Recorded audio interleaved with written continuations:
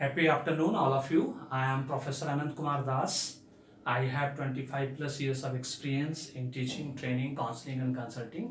आज जो मैं वीडियो बनाने जा रहा हूँ वो एकदम डिफरेंट है। मैं हमारे इंस्टीट्यूट का नाम है अपेक्षा ऑनलाइन सॉफ्ट स्किल एजुकेशन। ये सॉफ्ट स्किल से रिलेटेड नहीं है, लेकिन ये अवेयरनेस से रिलेटेड है, जागरूकता से रिलेटेड है कि एवरीबडी शुड नो, सबको पता होना चाहिए कि सेविंग्स और इन्वेस्टमेंट के बीच क्या डिफरेंस होता है, क्या अंतर होता है।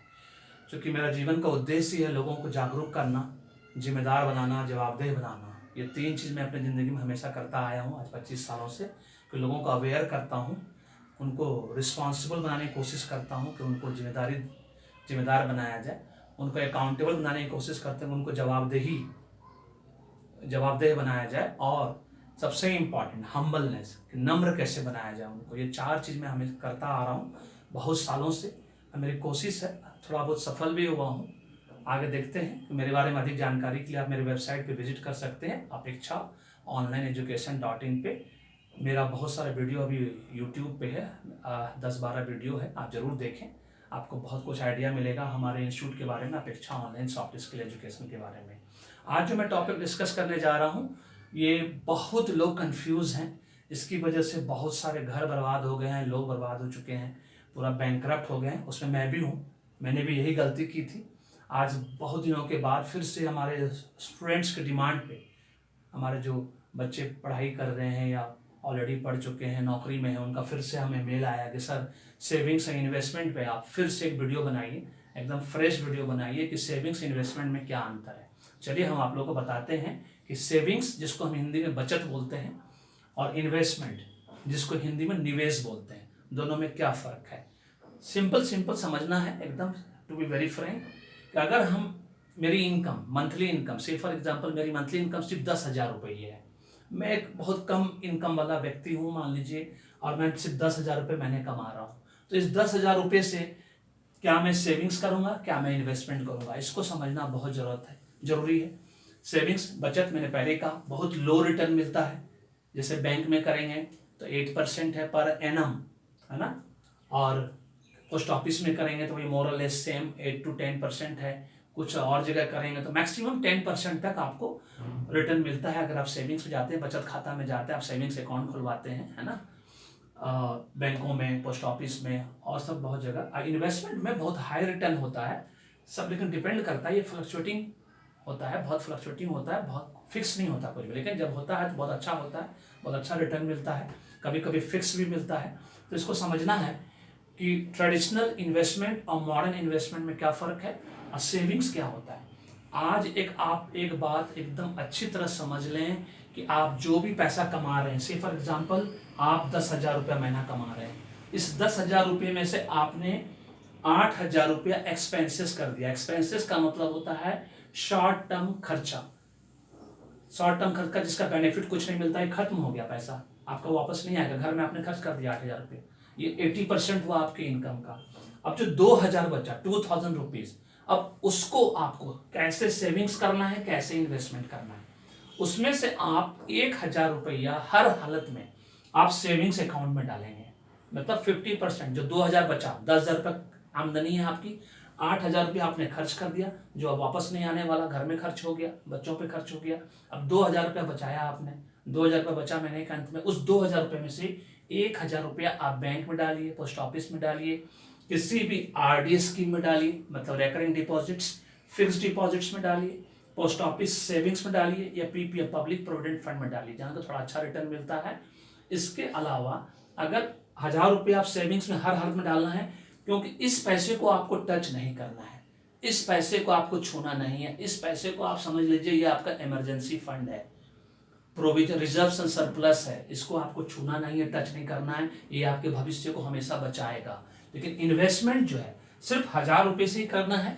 एक एग्जाम्पल के रूप में ले रहे हैं, मान लीजिए आपकी इनकम बहुत अच्छी है, तो आप 50% खर्च होने के बाद जो मंथली खर्चा है उसको आप, जो बचेगा उसको 2 भाग में बांट देंगे। 1,000 रुपये आप बैंक में डाल दीजिए, आरडी में, एफडी में, पीपीएफ में, और सब बहुत सारा है जहाँ के आपको मिनिमम रिटर्न मिलेगा, अच्छा है, लेकिन वो रिजर्व सरप्लस के रूप में आपका काम करेगा, आपके भविष्य को बनाएगा, आपके इमरजेंसी में काम आएगा। इन्वेस्टमेंट को उस 1000 रुपये से करना है, जो 2000 बचा तो उसमें 1000 आपने सेविंग्स में डाल दिया, बचा भी 1000 रुपीज, और उस 1000 रुपीज को आपको इन्वेस्ट करना है। चाहे आप इक्विटी मार्केट में, कैपिटल मार्केट जिसको बोला शेयर मार्केट बोला जाता है, Bombay stock exchange, Nifty, NSE, है ना, इसके इक्विटी, डेट जिसको डिवेंचर, यूएस में डिवेंचर बोला जाता है, इंडिया में इसको डेट मार्केट, जिसमें थोड़ा सा फिक्स रिटर्न मिलता है। म्यूचुअल फंड्स आज के डेट में बहुत ज़्यादा है, जिसमें 18% से 20% एनुअल रिटर्न मिलता है। इंश्योरेंस हमारा, है ना, सबसे बड़ा LIC हमारा, है ना, इंश्योरेंस। ये 4 ट्रेडिशनल इन्वेस्टमेंट है जहाँ की आप इन्वेस्ट कर सकते हैं, और इनका इनकम जो है, इनकम गेन जो भी है वो फ्लक्चुएटिंग है, वो ड्यू टू इन्फ्लेशन। इन्फ्लेशन मतलब प्राइस राइजिंग एनी कमोडिटी।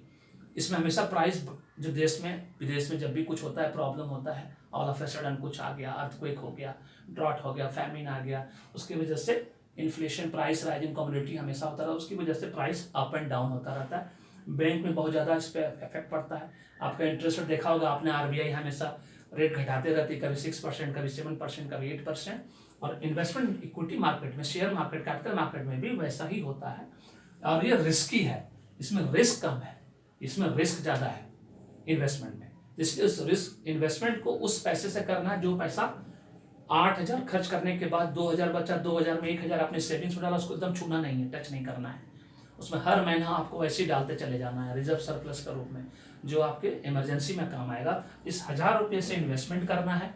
आज के डेट में सबसे मॉडर्न इन्वेस्टमेंट है बाइंग लैंड, प्रॉपर्टी, मतलब कोई भी प्रॉपर्टी खरीदिए, सबसे बेस्ट, जिसका दाम कभी नहीं घटता, उसमें हमेशा एप्रिसिएशन होता है, डेप्रिसिएशन कभी नहीं होता। बाइंग प्लॉट खरीदिए, है ना, जमीन का छोटा छोटा प्लॉट मिलता है आपके पास, मान लीजिए 50,000 रुपया ही बचा, 20,000 बचा, 5 साल के बाद 25,000 आई, बड़ा पैसा तो बड़ा पैसा है, वो बड़ा अच्छा है। उसके बाद बाइंग फ्लैट्स, ये 3 मॉडर्न इन्वेस्टमेंट है आज के डेट में।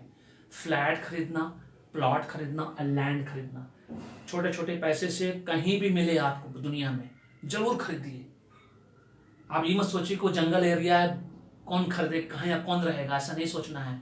ऐसा गलती हमारे दादा परदादा ने किया। वो कलकत्ता में थे 1930-40 में, उस वक्त उनको 10 बीघा जमीन मिल रहा था 5000 रुपये में, उन्होंने नहीं खरीदा काली घाट में, ये सोच के कि ये जंगल में कौन रहेगा उस जमाने में। आज वो जंगल कितना बड़ा हब हो चुका है, सबको पता है। 10 बीघा जमीन की कीमत आज की डेट में 100 करोड़ 200 करोड़ रुपया है उस जगह पे। इसीलिए उस गलती को नहीं करना है। कहीं भी छोटा सा भी प्लॉट मिलता है, खरीद कर रख लीजिए, छोड़ दीजिए उसको 10 साल 20 साल तक। फ्लैट मिलता है, खरीद लीजिए, क्योंकि फ्लैट, इस सब चीज़ों का प्राइस हमेशा बढ़ता रहता है। लैंड मिलता है, कोई भी लेकर रख लीजिए, छोटा बड़ा जो भी मिलता है। ये सबसे ज़्यादा पैसा आपको देगा मॉडर्न इन्वेस्टमेंट। स्टॉक मार्केट में, शेयर मार्केट में, कैपिटल मार्केट में पैसा जरूर है, लेकिन वहाँ आप तभी जाइएगा जब आपको इसका नॉलेज होगा। ये उसी तरह से है जिस तरह से आप मान लीजिए एस्ट्रोलॉजर और न्यूमरोलॉजर। एस्ट्रोलॉजी न्यूमरोलॉजी कौन करता है? जिसको नॉलेज होता है, जिसके पास इन्फॉर्मेशन होता है, जिसने 50 किताब पढ़ी हुई है, 10 बुक्स पढ़ा हुआ है, वही एक अच्छा एस्ट्रोलॉजर न्यूमरोलॉजर बनता है। आप मेरा वीडियो देखेंगे, जब मैंने रिसेंटली वीडियो बनाया है पार्ट 1 पार्ट 2 करके, उसमें मैंने बताया भाग्य वर्सेस कर्म की बेसिस पे। वहाँ पे मैंने बोला है कि आपको एक अच्छे एस्ट्रोलॉजर से, जिसको पंडित जी भी कहा जाता है, एक अच्छे एस्ट्रोलॉजर से कंसल्ट करना है, अपनी कुंडली बनवानी है, और उस कुंडली के हिसाब से आपको अपने भाग्य कर्म के हिसाब से अपने करियर काउंसलिंग, करियर डिस्कवरी या टैलेंट मैचिंग को हमारे पास आकर अपना करियर काउंसलिंग करवानी है, गाइडेंस लेना है हमसे। इस निवेश के लिए भी हम कहेंगे कि यस, आप सेविंग्स में जब डालते हो उसमें कोई खतरा नहीं है। आपने बैंक में डाल दिया, पोस्ट ऑफिस डाल दिया, इसमें कहीं कोई खतरा, लेकिन जब आप इन्वेस्टमेंट करते हो वो भी आप एक अच्छे एस्ट्रोलॉजर से पूछ के करो, क्योंकि आपके ग्रह 9 ग्रह में से, 9 प्लेनेट में से जो प्लेनेट आपका मजबूत है, उस प्लेनेट के हिसाब से जिस इन्वेस्टमेंट में जो लिखा है आपके उस कुंडली में कि आप इसमें करो, जैसे शनिदेव, जिसका शनि मजबूत है, उसको कहा जाता है कि जितना लोहा का बिजनेस है, पावर का बिजनेस है, माइनिंग का बिजनेस है ना, तेल का, ऑयल का, गैस का बिजनेस है, जैसे ONGC, IOC, कोल इंडिया लिमिटेड है, NTPC में अगर आप इन्वेस्ट करोगे तो नेचुरली आपका फलेगा फूलेगा, आपको बहुत पैसा कमाने का मौका मिलेगा। आपका बुध ग्रह मजबूत है, फाइनेंस में आप करोगे तो आपको पैसा फलेगा फूलेगा।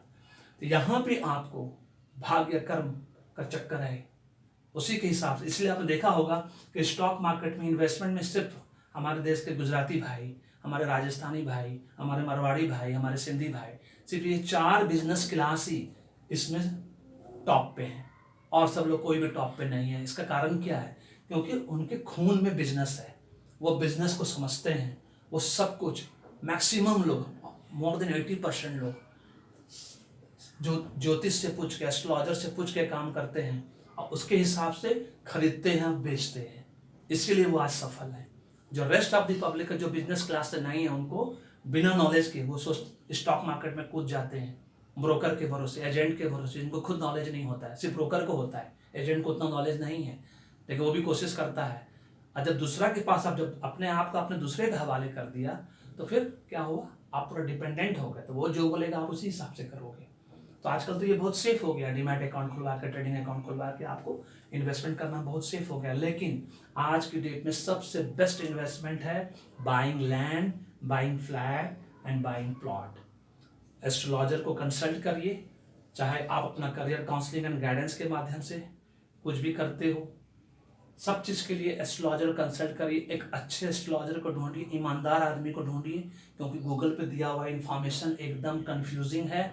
आप कंफ्यूज हो जाओगे, आप गलत डिसीजन लोगे और आपका नुकसान हो जाएगा। और आज एक बात गांठ बांध के आपको रख लेनी है, किसी भी कीमत पे सेविंग्स का जो पैसा है उसको नहीं छूना है ना। जो भी आप पैसा कमाते हो, 10,000 कमाते हो, 10,000 में 8,000 आपने खर्च कर दिया, 2,000 बचा, 2,000 में 1,000 सेविंग्स बैंक में डालो, पोस्ट ऑफिस में डालो, जहाँ भी डालना है रखो, आप उसको छूना नहीं है। वो रिजर्व सरप्लस है आपका, वो इमरजेंसी में काम आएगा। और इन्वेस्टमेंट का जो है 1,000 जो बचा, उस पैसे से आपको, चाहे आप ट्रेडिशनल मेथड ऑफ इन्वेस्टमेंट जाना चाहते हो, चाहे मॉडर्न मेथड इन्वेस्टमेंट जाना चाहते हो, ये आप पे डिपेंड करता है। और ये पैसा जैसे जैसे बढ़ता जाए, क्योंकि ज़मीन खरीदने के लिए, फ्लैट खरीदने के लिए, प्लॉट खरीदने के लिए थोड़ा ज़्यादा पैसा चाहिए होगा, लेकिन स्टॉक मार्केट में इन्वेस्ट करने के लिए आप 1,000 रुपये से भी कर सकते हो, 5,000 से भी कर सकते हो, 10,000 से भी कर सकते हो। तो स्टार्ट करो आप, बाद में जैसे ही पैसा बढ़ता जाए उसको आप इन सब चीज़ों में, मॉडर्न इन्वेस्टमेंट में इन्वेस्ट करते जाओ। अब आपको अगर इसके ऊपर कोई कन्फ्यूज़न है तो मेरे कमेंट बॉक्स में कमेंट करके आप मुझसे पूछ सकते हो कि इसमें और क्या क्या चीज़ आप जानना चाहते हो। मैं अर्लियर वीडियो में भी आप कमेंट करके मुझसे पूछ सकते हो कि आपको और क्या क्या चीज़ जानना है, सो दैट कि मुझे पता रहेगा, तो मैं आप लोगों को उसके हिसाब से वीडियो बना के आपको बता सकूँगा कि आपको आपके क्या क्या सॉल्यूशन, क्योंकि गॉड ने, ऊपर वाले ने सब चीज़ का सॉल्यूशन दिया, प्रॉब्लम दिया है तो सब चीज़ का सॉल्यूशन दिया है। अब भाग्य कर्म जो है बहुत सिंपल है, भाग्य जो है ताला है, कर्म जो है चाबी है, चाबी से ताला खुलता है, बस ये याद रखना है। अब भगवत गीता में लिखा, लॉर्ड कृष्णा के बात को कभी नहीं भूलना है, कर्म करो, रिजल्ट दो, फिर वो रिवॉर्ड देंगे। मतलब लॉर्ड कृष्णा तब रिवॉर्ड देगा जब आप रिजल्ट दोगे। हर हालत में आपको यह याद रखना है, किसी भी चीज़ में, कहीं भी कोई काम करते हो, कर्म करोगे तभी भाग्य बनेगा। इसलिए कर्म कैसे करोगे? तो पहले अपना एक अच्छे एस्ट्रोलॉजर को कांटेक्ट करो, कहीं भी ईमानदार आदमी को फाइंड आउट करो, गूगल में सर्च मार के टॉप 10 टॉप 20 जो भी है, उनसे अपना कुंडली बनवाओ, कुंडली के हिसाब से जो भी प्लेनेट मजबूत है उसके हिसाब से सब काम करो। देखिए आपको जीवन में 100% सफलता मिलेगा। मेरी बात में जरा सा भी सीरियसनेस है तो आप करके देखो। अगर आपको लगता है कि मैं सीरियस हूँ, मैं सही बता रहा हूँ, एक बार करके देखो आप, और फिर उसका मुझे कमेंट करना कि आप, मेरी बात सही है या नहीं। Thank you so much, God bless you.